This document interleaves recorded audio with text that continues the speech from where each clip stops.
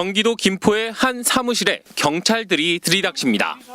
2021년부터 지난해까지 전세 사기 일당이 범행을 준비한 곳입니다. 이 사무실에서 한 건 언제 오셨어요?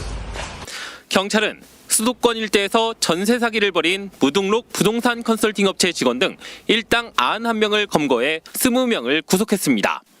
검거된 일당 중에는 조직폭력배와 공인중개사도 있었습니다.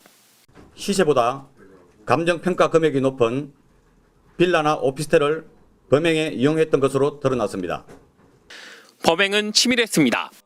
이들은 집을 내놓은 주인에게 전세를 끼고 팔면 집이 금방 나간다는 말로 현혹해 매매 가격보다 전세 보증금을 높인 업계약서를 작성했습니다.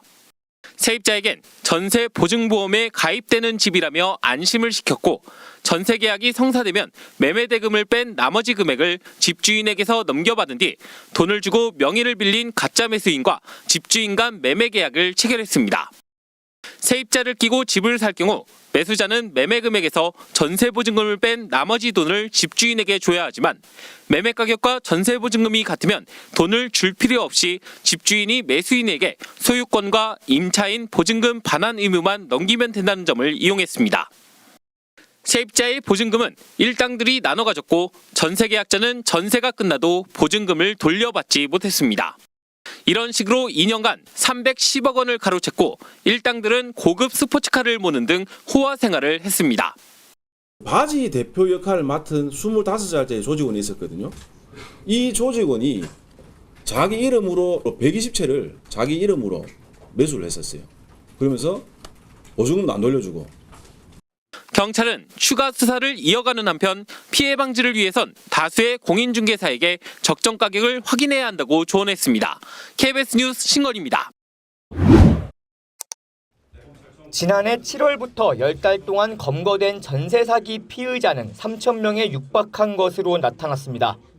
경찰청 국가수사본부는 범정부 전세 사기 특별 단속을 통해 모두 2,895명을 검거하고 이 가운데 288명을 구속했다고 밝혔습니다. 검거된 피의자 중엔 공인중개사와 부동산 감정사 등 531명도 포함됐습니다. 이들은 임대인이 보증금을 돌려줄 수 없다는 상황을 알고도 임차인에게 매물을 소개해주거나 전세 사기 주택의 감정평가액을 고의로 부풀린 혐의를 받습니다. 특히 이번 전세 사기 검거엔 처음으로 범죄 집단 조직 혐의가 적용됐습니다.